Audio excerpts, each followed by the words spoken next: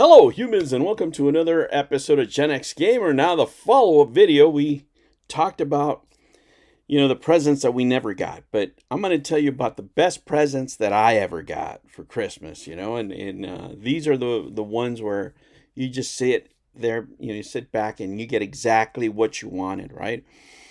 And first of all, the first gift that I can remember was the SSDs, or SSPs, I think they were called, and they were those pull string cars. And I remember watching the commercials when I was a kid, and I was like a little kid, I'm talking about like 5 years old. But I really loved those cars. You pulled the string and they just went really, really fast. They went really fast, and I remember, telling my grandpa, like, that's what I want. That right there. That's exactly what and I kept bugging him. And and I was hoping that they would get it for me, right? I was hoping that they would get it for me, but I didn't know for sure. And I was just like, okay, well, whatever. You know how you are when you're a kid, and it kept going. And I remember opening it. I remember my grandpa was smoking his cigarettes indoors. um, uh, he was smoking indoors, and I remember the smell of his cigarette, and he's like, open it up, kid, come on, in Spanish. My grandpa was an old Italian guy, his father was Italian, he was second generation, but he looked exactly like the bald man behind uh, the big wine bottles. I forget what the brand is, but they're big wine bottles, with a small top, and there's a picture of balding man in the back, and that's exactly what he looked like. And I opened it up, and it was the cars, and it was the cars, and I was like super jazzed, so excited, and I didn't know how to do it myself, so he was helping me, and he didn't know. At this point, my grandpa was, I don't know, probably like my age, so he didn't know anything about these cars. But he had helped, pitch in with my grandma and everybody else, and it was pretty cool, man. I had a pretty cool Christmas. I remember vividly the Christmas tree and setting up the set, because they would have ramps. You see the ramps there? They would have the ramps. So I could only play if somebody else was on the other side. So I was like trying to tell him, like, try to do it right. And I was, 5 years old. So I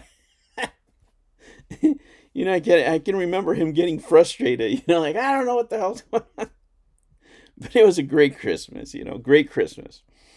After that, I remember that the one that made the impact was the Batman and Robin set.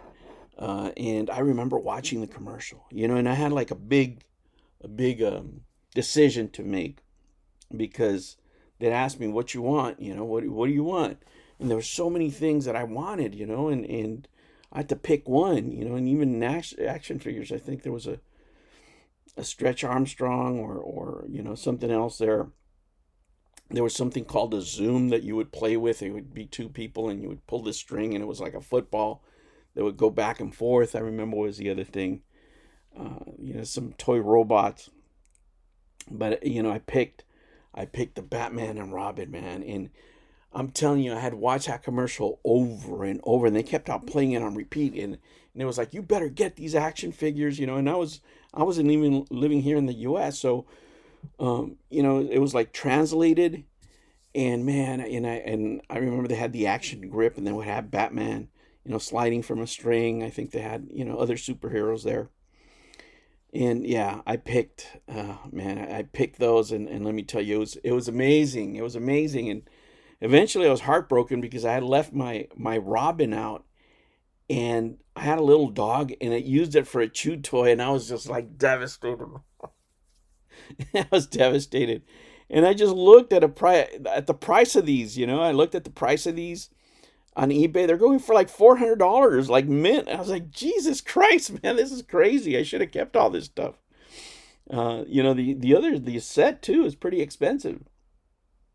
After that, probably the thing that changed my life the most, of course, was the Atari. The Atari 2600. When my family and my aunts, pitched in to buy me that, I was just over the moon. It really was in a very hard time in my life that system came for that Christmas. I remember my father had died in January, and I got that Christmas.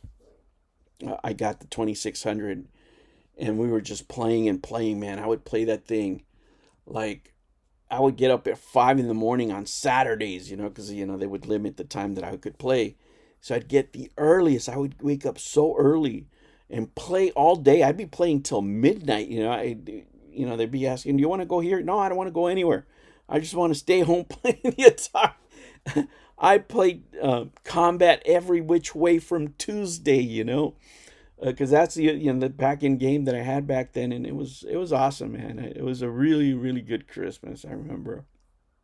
And last but not least, of course, was the ColecoVision. When my mom was able to get me the ColecoVision, that took me to the next step. That's really where I became a gamer, right? Like my friends were other things. My friends were weed smokers. They were rockers. They had other identities. Me, it was video games first. And that's the way it stayed ever since that console. Playing Donkey Kong was just, man, just at another level.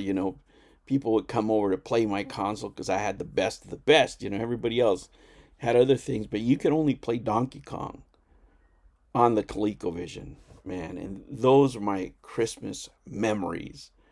I didn't grow up with a lot. We were of limited means, but these toys, when I look back, are the ones that meant the most to me as a kid, right? Where that's exactly what I wanted, and those are the few times that I was able to get exactly what I was wishing for Christmas. And boy, does that make a difference, when my kiddos, when I was able to get them something, and again, I was of limited means back when my kids were little, so I couldn't get them everything they wanted every time because, when they were kids too, a lot of the stuff was expensive, so I tried my best, and I hope I was able to fulfill some of theirs, some of their wants during Christmas. Of course, there's always hits and misses, and there were some lean years there for me growing up. But these really made the difference, man. And this is what really makes this time of year special. But if you can't get what you want, it is what it is. It's a learning experience, it makes you grow. It makes you want things even more. And anything that I didn't get, during Christmas, eventually I was able to get or didn't want to get it anymore because the crazy prices, right? But man, you remember how your family made you feel, right? Most importantly, right?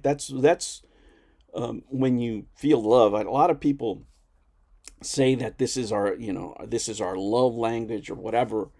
But for us specifically, that come from families of migrants, you don't see people the whole year, right? Because they're out working, they're outside the country, they're overseas workers or whatever. So when they come back and they bring you these gifts, what it really says is, look, I missed you this much. I was thinking about you this much, and that's what makes it special. And I hope you guys are having a great Christmas out there, and you guys are getting your kids the presents they want. And if you didn't get it, man, there's sales tomorrow. You better go out and get them, guys.